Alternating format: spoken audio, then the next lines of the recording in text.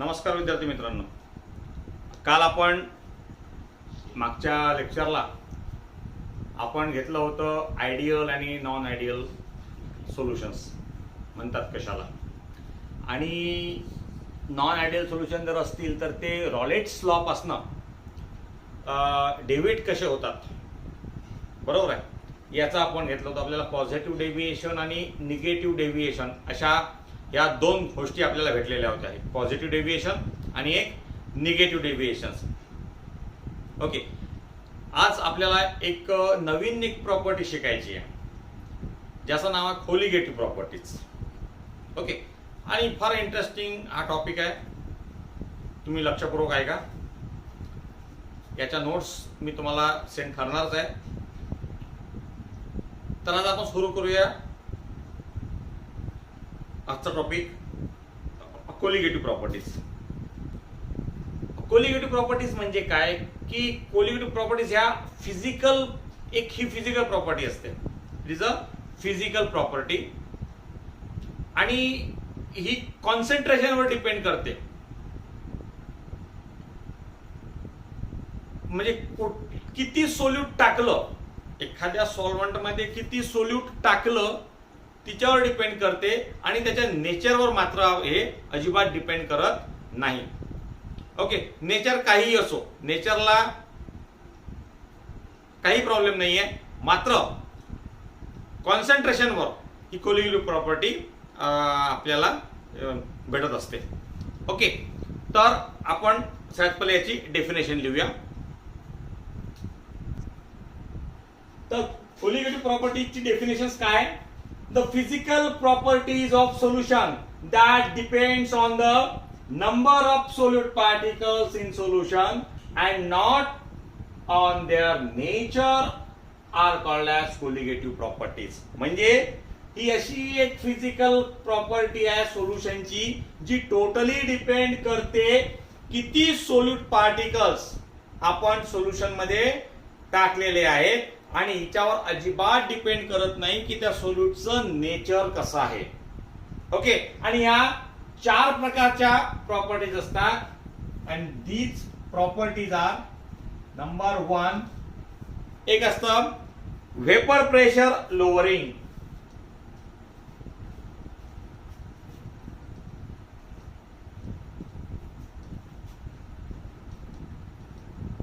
Vapour pressure lowering. Second असती ती म्हणजे बॉइलिंग पॉइंट एलिव्हेशन.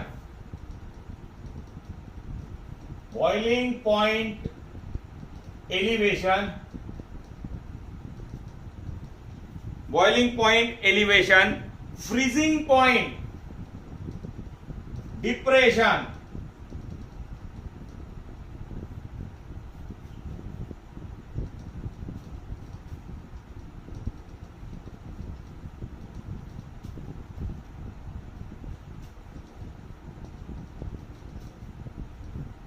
आणि चौथी इम्पॉर्टंट प्रॉपर्टी असती ती म्हणजे ऑस्मोटिक प्रेशर.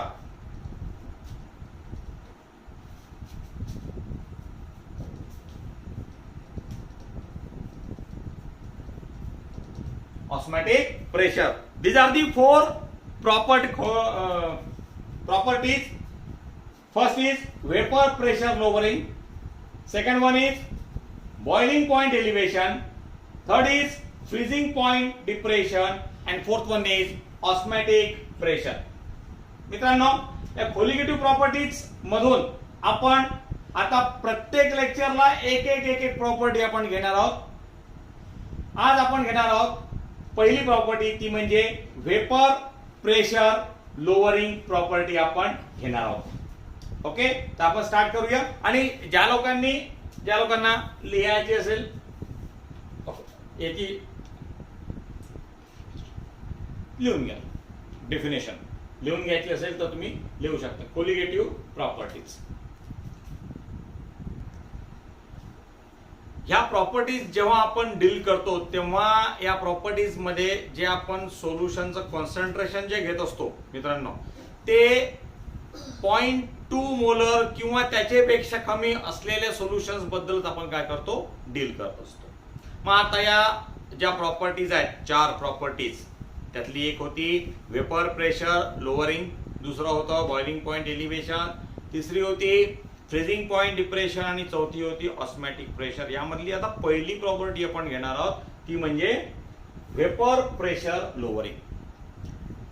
आता आपल्याला माहित आहे की वेपर तयार कसे होतात, वेपर प्रेशर तयार कसं होतं. याच्या अगोदरच्या व्हिडिओज मध्ये आपण ही गोष्ट सहजपणे बघितलेली आहे की एखाद्या क्लोज कंटेनर मध्ये समजा आपण एखादं लिक्विड जर घेतलं तर पुन्हा आपण ती रिव्हिजन करूया थोडीशी, म्हणजे एक समजून जाईल आपल्याला. एक आपण क्लोज कंटेनर घेतलं किंवा क्लोज कंटेनर पहिले घेतला नाही आपण, ते असं म्हणूया की ओपन आहे कंटेनर समजा हे, आणि ज्यात आपण इथे एक कुठलं तरी सोल्युशन घेतलं, सॉल्व्हंट घेतलेला.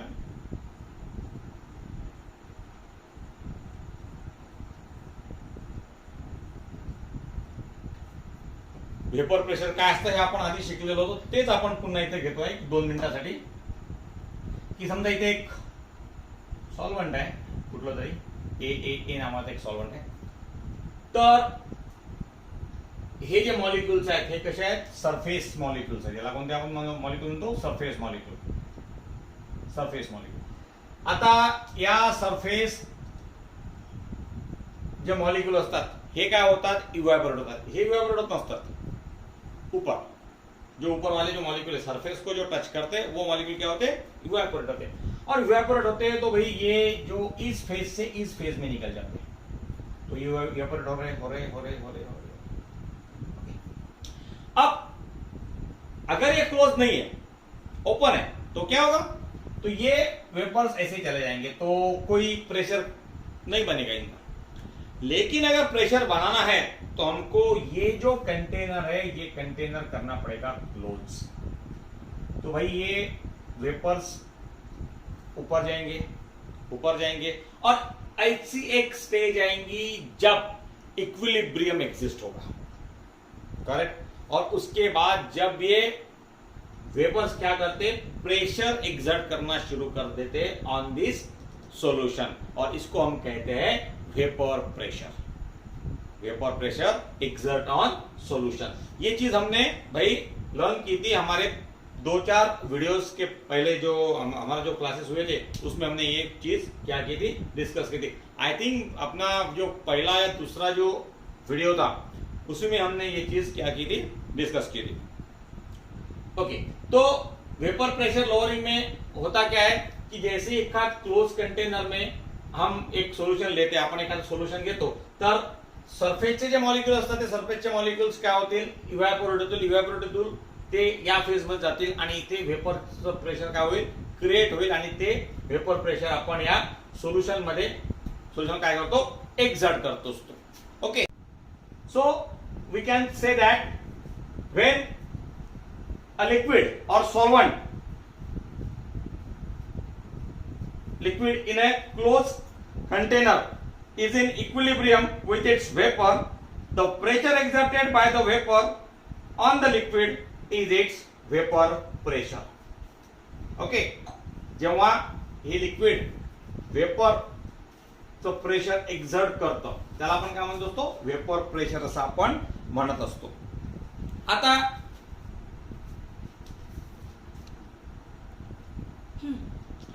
आता जेव्हा आपण यामध्ये एखादं नॉन व्होलाटाईल, ओके, किंवा नॉन अनाझेबल असं सोल्यूट जर आपण यामध्ये मिक्स केलं तर इफेक्ट काय होईल पहा. आपण मोळूया डबल. तर एक कंटेनर घेतला आपण, हे समजा या कंटेनर मध्ये आपण एक व्होलाटाईल सॉल्व्हंट घेतलेला आहे. ए ए ए ए म्हणून आपण त्याला 1 म्हणू, काही म्हणू, जे काही असेल. ओके. सगळे सोल्युशन लागलेले आहेत त्याला. ए नावाचं ए. डेफिनेटली हे काय व्होलाटाईल आहे त्यामुळे हे वेपराइज होतील, याचे वेपर्स.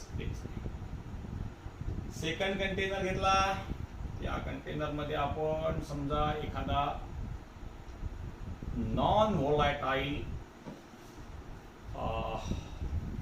काय घेतला, सबस्टन्स घेतला. बी म्हणूया आपण याला, बी बी बी बी बी. आता हा कसा आहे, नॉन व्होलाटाईल, म्हणजे वेपर होण्याचे याचे काही चान्सेस नाहीये, म्हणजे याचं काहीच कॉन्ट्रीब्युशन वेपर होण्यामध्ये असणार नाही, म्हणजे याचे काही वेपर्स आपल्याला बनणार नाही. आता हे दोन सोल्युशन आपण एकत्र केले तर ऑब्विसली काय होणार आहे, हे दोन्ही आपण समजा जर एकत्र केले, साधारणतः हे क्लोज कंटेनर आहे, या क्लोज कंटेनर मध्ये क्लोज कंटेनर आहे, जरी पण नोटीस पण आपण समजा की तेवढंच कंटेनर आहे, हा एक पार्ट आहे. आता या सरफेसला ए असणार आहे, या सरफेसला बी पण असणार आहे, ए पण असणार आहे, बी पण असणार आहे, ए पण असणार आहे, बी पण असणार आहे, ए पण, बी पण, ए पण आणि बी. ऑब्विसली यामध्ये जे ए आहेत हे कसे आहेत, व्होलाटाईल आहेत, बी कसे आहेत, नॉन व्होलाटाईल आहेत. म्हणजे हे जे ए आहेत हे काय करतील, वेपर्स क्रिएट करतील, वर जातील वेपर्स बनून, सॉरी हे नाही बनतील. आणि जे बी आहेत ते कसे आहेत, नॉन व्होलाटाईल आहेत, बरोबर आहे. म्हणजे याचा अर्थ असा आहे की बी वेपराइज होणारच नाही. म्हणजे या ठिकाणी ए च्या मॉलिक्यूलला जेवढा सरफेस एरिया भेटला होता वेपराइज होण्याकरिता, जेव्हा तो एकटा होता, सिंगल होता, तेवढा सरफेस एरिया सोल्युशन मध्ये या ए ला भेटलेला नाही.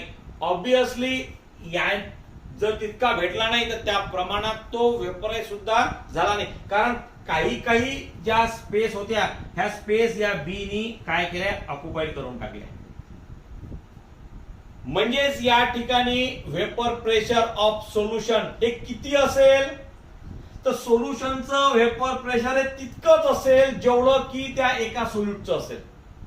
त्या व्होलाटाईल सोल्यूटचं जेवढं काही वेपर प्रेशर असेल तेच वेपर प्रेशर आपल्याला या सोल्युशनचं सुद्धा आपल्याला भेटत असते. समजलं? Now suppose P1 naught is the vapor pressure of pure solvent. Okay, and P1 is the vapor pressure of solvent above the solution. कारण B जो होता तो नॉन व्होलाटाईल होता, तो वेपराइज होणारच नाही. मग वेपराइज होतील कोण, तर ते ए वाले होतील, बरोबर आहे. आणि ए ला जो सरफेस एरिया त्याच्या प्युअर फॉर्म मध्ये भेटला होता त्याच्यापेक्षा कमी एरिया आपल्याला सोल्युशन मध्ये भेटला, कारण काही सरफेस एरिया जो होता तो बी नी काय केला होता, ऑक्युपाईड केला होता. म्हणजे याचा अर्थ असा होतो की P1 हे जे वेपर प्रेशर आहे सॉल्व्हंटचं आहे, ओके, अबाउट द सोल्युशन, त्या सोल्युशनच्या वर. तो सोल्यूट मिक्स केल्यानंतर जे काही वेपर प्रेशर क्रिएट झालं सॉल्व्हंटचं, ओके, त्या सोल्युशन मध्ये ते काय झालं, P1 झालं. आता डेफिनेटली आपण समजू शकतो की एक 100 लोक 100 मॉलिक्युल्स होते प्युअर स्टेट मध्ये, आणि त्या 100चे 100 काय होत होते, वेपराइज होत होते. आता या 100ची जागा, 100 मधले काही जागा, समजा 25 जागा म्हणा किंवा 60 जागा किंवा 40 जागा म्हणा, त्या नॉन व्होलाटाईल मॉलिक्युलनी घेतल्या. म्हणजे 100 पैकी 40 त्यांनी घेतल्या. आता किती, 60च मॉलिक्यूल त्या सोल्युशनच्या सरफेसवर आहेत आणि ते काय करतील, वेपराइज होतील. म्हणजे याचा अर्थ सोल्युशनचं वेपर प्रेशर जे काही असेल ते त्या प्युअर सॉल्व्हंटच्या वेपर प्रेशर पेक्षा कसं असेल, कमी असेल. म्हणजे P1 is less than P1 not. P1 is less than P1 not. P1 कशाचा आहे, सॉल्व्हंटचा, अबाउट द सोल्युशन. आणि P01 कशाचा आहे, प्युअर सॉल्व्हंटचा. ओके, मग याचं वेपर प्रेशर लोअरिंग काय येणार आहे, देअरफॉर वेपर प्रेशर लोअरिंग म्हणजेच काय, याचा डिफरन्स डेल्टा पी. याचा काय येणार आहे, difference delta P. Delta P किती असणार आहे, तर is equals to P01 minus P1. मोठ्यामधून छोटा काय करू आपण, मायनस करू. मोठ्यामधून छोटा काय करू, मायनस करू. ओके, मग आता या सोल्युशनचा रॉलेट लॉ काय म्हणेल, रॉलेट्स लॉ तसा तर होता पूर्णतः तो व्होलाटाईल सोल्युशन साठी होता. ओके, जर आठवत असेल तर तो लॉ आपल्याला असं काही म्हणत होता की the vapour pressure of solvent over the solution is equal to the vapour pressure of pure solvent multiplied by its mole fraction. म्हणजेच जे काही वेपर प्रेशर क्रिएट होणार होतं ते किती होणार होतं, तर प्युअर सॉल्व्हंटचं जे काही वेपर प्रेशर आहे त्याला त्याच्या मोल फ्रॅक्शननी मल्टिप्लाय केल्यानंतर जो काही फिगर आपल्याला मिळवतले तेवढं फिगर म्हणजे त्या सोल्युशनचं काय असणार आहे, वेपर प्रेशर क्रिएट होणार आहे. म्हणजे साधारणतः P1 म्हणजे according to Raoult's law P1 is equals to P01 into x1. P01 into x1 आपण त्याला x1 म्हणायचो किंवा त्याला आपण झिटा असं सुद्धा आपण त्याला म्हणायचो. मग जर का रॉलेट्सचा लॉ ग्राफिकली रिप्रेझेंट करायचा असेल तर आपण सहजपणे त्याला ग्राफिकली रिप्रेझेंट सुद्धा करू शकतो. ही समजा आपली एक y ऍक्सिस आहे, ही एक y ऍक्सिस आहे आणि ही x ऍक्सिस आहे. या ठिकाणी एक x1 is equals to 0. Okay, आणि हा इथं x1 इज इक्वल्स टू 1 आणि सेकंड इथं x1 इज इक्वल्स टू समजा x2 इज इक्वल्स टू इथे 1 आणि इथे x2 इज इक्वल्स टू 0 असं आपण म्हणतो. यामध्ये 1 म्हणजे जो व्होलाटाईल होता तो आणि x2 म्हणजे तो जो नॉन व्होलाटाईल आहे सॉल्यूट. मग ऑब्विसली रॉलेट्सचा लॉ होता कोणासाठी, व्होलाटाईल लोकांसाठी, बरोबर आहे. व्होलाटाईल जे सबस्टन्स होते त्या सबस्टन्स साठी तो रॉलेट्सचा लॉ आपल्याला होता. मग डेफिनेटली रॉलेट्सचा लॉ इथं 0 पासून इथेच काहीतरी P01 इथं काहीतरी येणार आहे. सरळ हा इथे इथून इथपर्यंत स्ट्रेट लाईन आहे, लक्षात ठेवा. मदत सगळे पॉइंट्स येतील. आणि x2 हा तर कसा होता, नॉन व्होलाटाईल होता. त्यामुळे x2 चं मात्र कुठल्याच प्रकारचं ग्राफिकल रिप्रेझेंटेशन आपल्याला टाकता येणार नाही, बरोबर आहे. त्यामुळे रॉलेट्सचा लॉ हा आपण असाच इथे रिप्रेझेंट करू शकतो, तो फक्त व्होलाटाईल साठीच. Now for binary solution containing one solute, only one solute, we know that. आपल्याला माहित आहे की दोन कॉन्सन्ट्रेशनची ऍडिशन जर केली, मोल फ्रॅक्शनची जर आपण ऍडिशन केली तर ती किती असते, 1 असते. x1 plus x2 is equals to 1, बरोबर आहे. x1 plus x2 is equals to 1 म्हणजेच x1 इज इक्वल टू आपण काय लिहू शकतो, 1 मायनस x2. हा x2 आपण इकडे घेऊन गेलो या साईडला, 1 मायनस x2. आता आपला जो फॉर्म्युला आहे कुठला, P1. Therefore P1 is equals to P01 into x1. बरोबर. या x1 च्या ठिकाणी आपण ही व्हॅल्यू काय करू शकतो, पुट करू शकतो. म्हणजेच काय केली, P1 is equals to P01 into 1 minus x2. 1 minus x2 multiply whole bracket.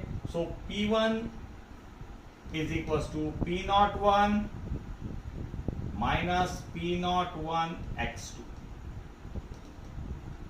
P01 x2 हा पूर्ण पार्ट आपण या साईडला घेऊन यायचा आणि हा P1 तिकडे घेऊन जायचा. तर काय होणार आहे, हा मायनस पार्ट आहे, निगेटिव्ह पार्ट आहे. या साईडला आल्याबरोबर काय होणार आहे, पॉझिटिव्ह होणार आहे. म्हणजेच P01 x2 is equals to, हा पार्ट इकडे गेला, हा पॉझिटिव्ह आहे, निगेटिव्ह होणार आहे. हा पॉझिटिव्ह आहेच, अच्छा असा P01 minus P01 minus P1. आता मित्रांनो गंमत पहा कशी आहे. P01 मायनस P1 काय लिहिलो आपण, delta P. P01 minus P1 आपण काय लिहिलो होतो, डेल्टा P. म्हणजेच P01 x2 is equals to आपण काय लिहू शकतो, डेल्टा P. और delta P is equals to P01 into X2. P01 into X2. लक्षात आपण फक्त ही व्हॅल्यू पुट केली, x1 is equal to 1 minus x2 he value आपण पुट अप केली या इक्वेशन मध्ये, सॉल्व केलं आणि आपल्याला P01 into x2 हे किती भेटलं आपल्याला, delta P vapour pressure lowering हे आपल्याला भेटलं. तर हे जे डेल्टा P आहे, हा डेल्टा P डिपेंड कशा करतोय, डिपेंड करतोय x2 वर, कारण हे तर कॉन्स्टंट आहे ना. हे काय आहे, वेपर प्रेशर ऑफ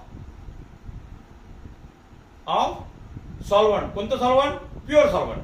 म्हणजे डेल्टा P01 हा कसा आहे, वेपर प्रेशर आहे ऑफ द प्युअर सॉल्व्हंट. हे कॉन्स्टंट असणार आहे. या x2 वर डिपेंड करणार आहे हा डेल्टा P किती असणार आहे. म्हणजे हे जे डिफरन्स आहे, लोअर प्रेशरचं डिफरन्स आहे, ज्याला आपण लोअर वेपर प्रेशर लोअरिंग म्हणतो, हे टोटली डिपेंड करणार आहे x2 वर. म्हणजे तुम्ही x2 किती टाकताय तिच्यावर डिपेंड करेल की याचं प्रेशर किती राहणार आहे, याचा डिफरन्स किती असणार आहे. आणि म्हणून या डेल्टा P ला आपण काय म्हणतो असतो, कोलिगेटिव्ह प्रॉपर्टी. आपण काय म्हणतो त्याला, कोलिगेटिव्ह प्रॉपर्टी असं आपण म्हणत असतो. आता आपल्याला आणखीन एक प्रॉपर्टी शिकायची आहे, ती म्हणजे relative lowering of vapour pressure. Relative lowering of vapour pressure. Okay, now what is relative lowering of vapor pressure? Okay, the ratio of vapor pressure lowering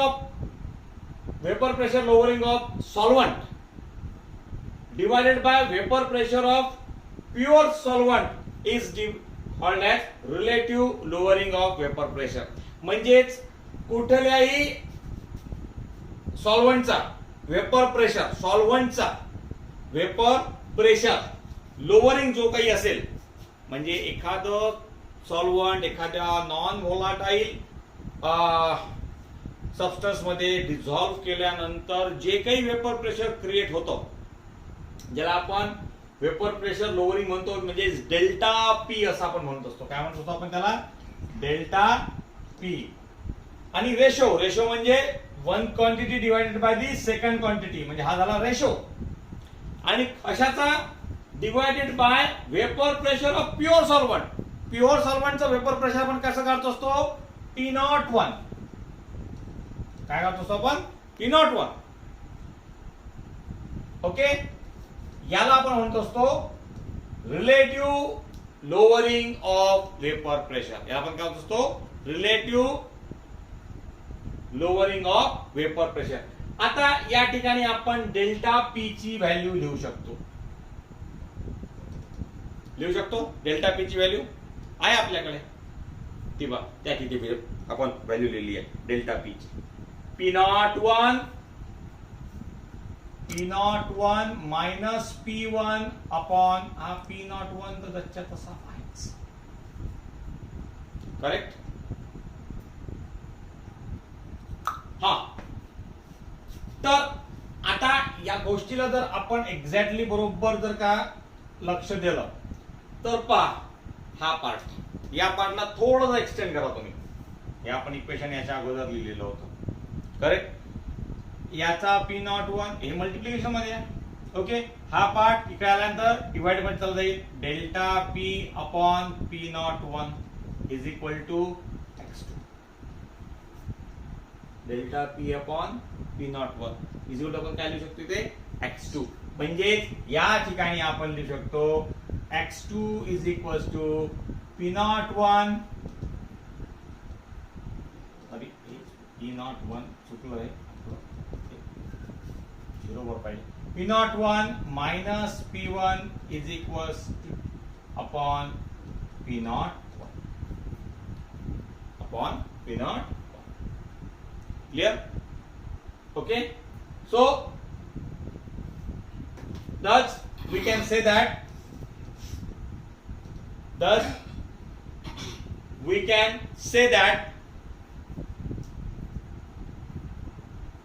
केलं pause. Hence we can say that relative lowering of vapor pressure is equal to mole fraction of solute in the solution. हा पूर्ण हा जो ratio आहे, हा ratio म्हणजे हा part, हा रेशो जो आहे हा टोटली डिपेंड कशावर करतोय, या मोल फ्रॅक्शन वर डिपेंड करतोय जो सोल्यूटचा आहे सोल्युशन मधल्या. आणि म्हणून याच्या नेचरवर काही आपल्याला अफेक्ट करत नाहीये. याच्या मोल फ्रॅक्शन किती टाकला तिच्यावर हा रेशो काय करणार आहे, डिपेंड करणार आहे. आणि म्हणून हे जे रिलेटिव्ह वेपर प्रेशर लोअरिंग आहे ही सुद्धा कशी आहे, कोलिगेटिव्ह प्रॉपर्टी आहे. ओके, आज आपण या ठिकाणी इथे थांबणार आहोत. ओके, नेक्स्ट ला आपण याच्या पुढची बॉइलिंग पॉइंट एलिव्हेशन ही जी प्रॉपर्टी कोलिगेटिव्ह प्रॉपर्टी आहे ही आपण घेणार आहे.